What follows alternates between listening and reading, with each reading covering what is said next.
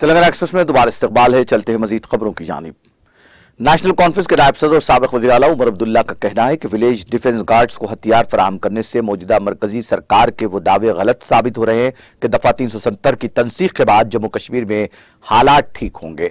उन्होंने कहा कि राजौरी के हमले, वादी के हालात और सिक्योरिटी फोर्सेस में मजीद इजाफा करने से मालूम होता है कि यहाँ हालात पूरी तरह से काबू में नहीं है और हुकूमत इस तरह के इकदाम करने पर मजबूर है।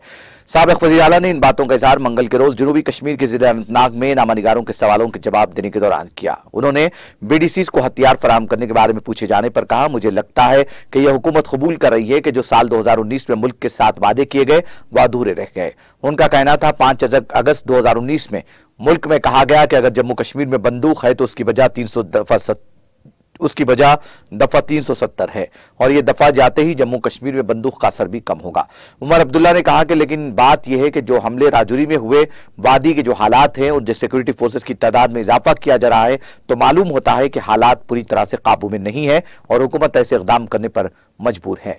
इंतखाबात के मुतालिक एक सवाल के जवाब में उन्होंने कहा, हम इंतखाबात मुनक्किद कराने के लिए उनसे भीख नहीं मांगेंगे, ये हमारा हक है। उनका कहना था लोगों के जख्मों पर मरहम पट्टी करने के बजाय उन्हें तंग किया जा रहा है, इसलिए इलेक्शन नहीं कर रहे हैं। उन्होंने कहा कि ये लोग जानते हैं कि जब हुकूमत आएगी तो वो लोगों के जख्मों पर मरहम लगाएंगे।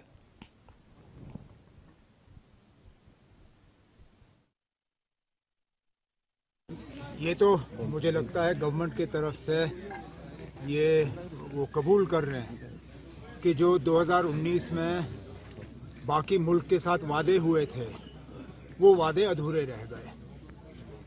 5 अगस्त 2019 अगर आपको याद होगा, उस वक्त सारे मुल्क को ये कहा गया था कि कश्मीर में अगर बंदूक है तो उसकी वजह 370 है और 370 जाते ही बंदूक का जो है असर कश्मीर में आपको दिखना जो है वो कम होगा।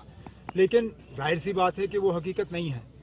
जिस तरह के हमले हमने पिछले दिनों राजौरी में देखे, जो वादी कश्मीर में हालात हैं, जिस तरह सिक्योरिटी फोर्सेस के जो नंबर हैं उनको बढ़ाए जा रहे हैं, हालात जो हैं वो पूरी तरह से अभी काबू में नहीं है और गवर्नमेंट को जो है इस तरह के इकदाम उठाने जो है इनकी मजबूरी बन गई है।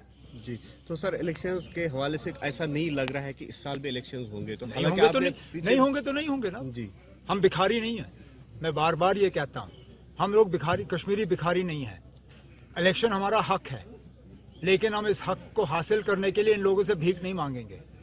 हम अपना झोली नहीं फैलाएंगे, हम हाथ नहीं जोड़ेंगे। इनको देने होंगे हमें इलेक्शन दे दें, नहीं देने होंगे ना दें। हम भिखारी नहीं है और इलेक्शन के लिए हम भीख नहीं मांगेंगे। तो कभी लैंड के बहाने से जाने तभी तो ये इलेक्शन नहीं चाहते ना, क्योंकि ये यहाँ के लोगों को तंग करना चाहते हैं। ये बजाय ये कि यहाँ के लोगों के जख्मों पर ये मरहम लगाएं। इन लोगों को पता नहीं कि ये शौक क्यों पड़ गया है कि लोगों को और ज़्यादा तंग करना। जहाँ पे इनको मौका मिलता है ये लोगों को तंग करते हैं। इसलिए ये इलेक्शन नहीं चाहते, क्योंकि ये जानते हैं कि इलेक्शन के बाद जो हुकूमत आएगी वो यहाँ के लोगों के जख्मों पे मरहम लगाने का काम करेगी। ये लोग वो यहाँ के लोगों के जख्मों पे मरहम लगाने का काम करेंगे। ये लोग सिर्फ तंग करने में लगे हुए हैं और सिर्फ जख्मों पे नमक और मिर्ची छिड़कने में लगे। ये तो मुझे लगता है गवर्नमेंट की तरफ से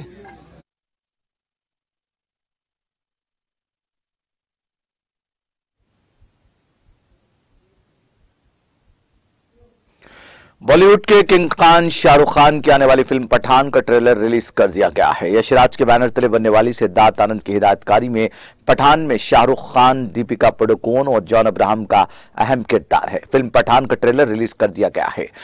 पठान के ट्रेलर की शुरुआत जॉन अब्राहम के साथ होती है, जो एक दहशतगर्द ग्रुप का हिस्सा है। जॉन की टीम कॉन्ट्रैक्ट पर काम करती है और उनका अगला निशाना हिंदुस्तान है। मुल्क को बचाने के लिए स्पाई एजेंट शाहरुख खान को बुलाया जाता है, जो जेल में सजा काट रहा है।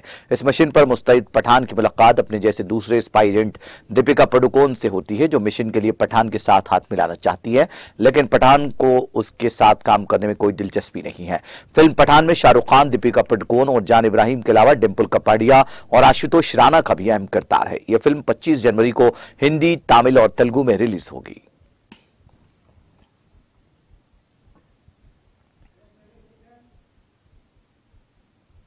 साबिक रुकन असेंबली डॉक्टर गुलाम नबी भट्ट ने कश्मीर के तराल इलाके में बिजली की गैर शेड्यूल कटौती पर तशवीश का इजहार किया है। उनका कहना है कि उनके मुशाहिदे में यह बात आई है कि कैसे मुतालिका महकमा शेड्यूल के हिसाब से बिजली फराहम नहीं करता, जबकि उन्होंने सरकार से अपील की कि वो बिजली के बेहतर निजाम को यकीनी बनाए ताकि लोगों को आराम पहुंचे।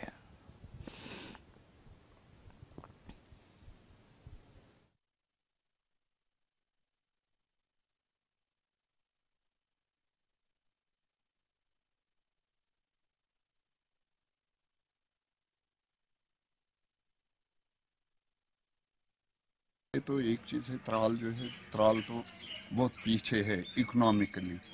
तो खासकर ये जो गुजर तबका है, कंडी तबका है, ये तो बिल्कुल ही कमज़ोर है। एक तो पहले से लाइट नहीं रहती है, इम्पॉसिबल है ये इतनी फीस पे कर सकते हैं। लिहाजा ये गवर्नमेंट को इस पर कुछ इंटरेस्ट, कोई स्कीम तो बनानी चाहिए थी इसके लिए।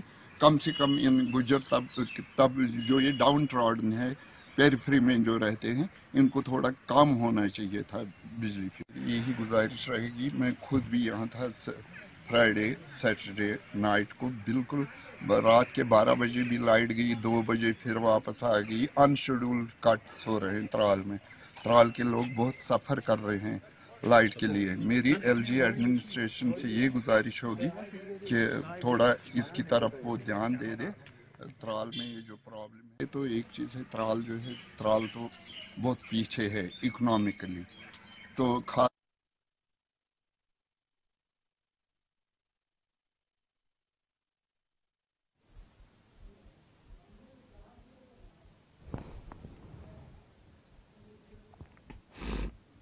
पुलवामा कश्मीर में आज जिला इंतजामिया की जानिब से एक मुफ्त तिब्बी कैंप का इनेकाद किया गया, जिसमें मुकामी लोगों की एक बड़ी तादाद ने शिरकत की। कैंप का इफ्तिताह जिला तरक्याती कमिश्नर बसीरुल हक चौधरी ने किया, जिस दौरान आवाम में मुफ्त तिब्बी जांच के अलावा मुफ्त अद्वियात भी तकसीम की गई। इस मौके पर लोगों ने कहा कि उन्हें इस कैंप से काफी फायदा मिला। उन्होंने इस सिलसिले में इंतजामिया का शुक्रिया अदा किया।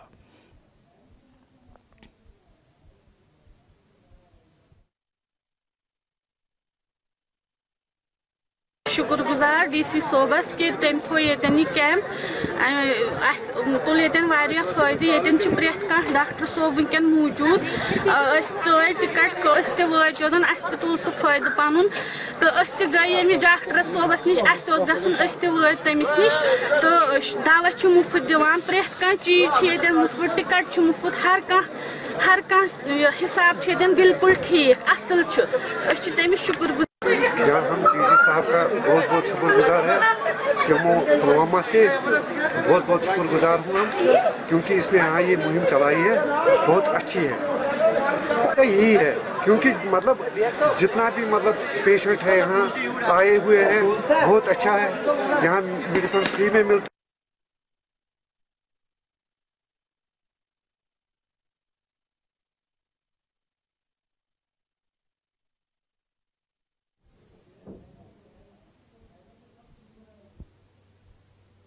जम्मू कश्मीर के श्रीनगर शहर के शालीमार चौक में आज मकामी लोगों ने एहतजाज किया। एहतजाज में शामिल खवातीन बिजली के स्मार्ट मीटर्स के नस्ब करने पर नाराबाजी कर रहे थे। टीटीवी के श्रीनगर के नुमाइंदे नदीम हसन के मुताबिक एहतजाज में शामिल लोग सरकार से स्मार्ट मीटर्स को वापस उठाने की मांग कर रहे थे।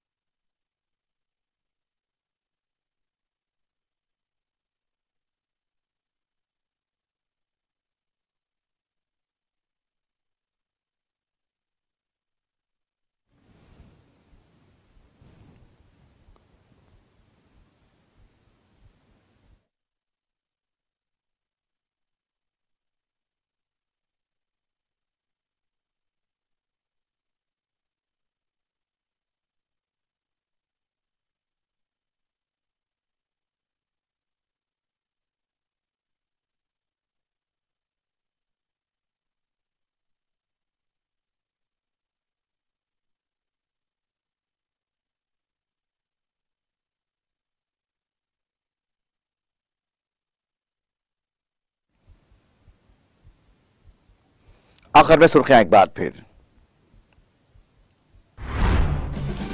कंटी वेलुगु के दूसरे मरहले के लिए 250 करोड़ के मसारिफ। वजीर आला केसीआर के हाथों खम्भम में होगा इफ्तिताह। जिले सतह के बेदारी इजलास से वजीर सेहत हरीश राव का खिताब।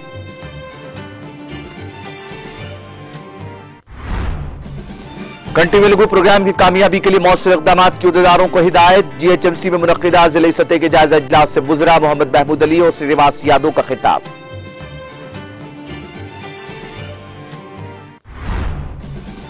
ज़राअत के लिए मौजूद हर एक इंच जमीन को आबपाशी का पानी किया जा रहा है फराहम। वनपर्ती जिले में मिनी लिफ्ट स्कीम वजीर निरंजन रेड्डी ने किया इफ्तिताह।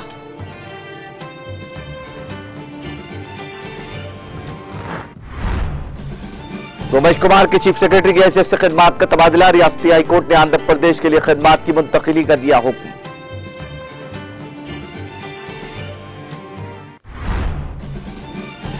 तेलंगाना में शदीद सर्दी की लहर बरकरार। कई अजला में दर्जे हरारत वाहिद अदद तक पहुंच गया।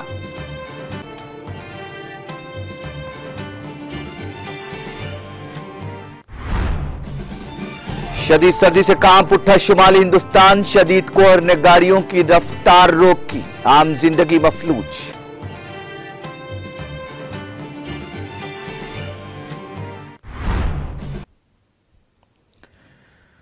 तेलंगाना एक्सप्रेस में फिलहाल इतना ही। मुझे और मेरी पूरी टीम को दीजिए इजाजत। ताजा तरीन अपडेट्स के लिए देखते रहिए टीटीवी।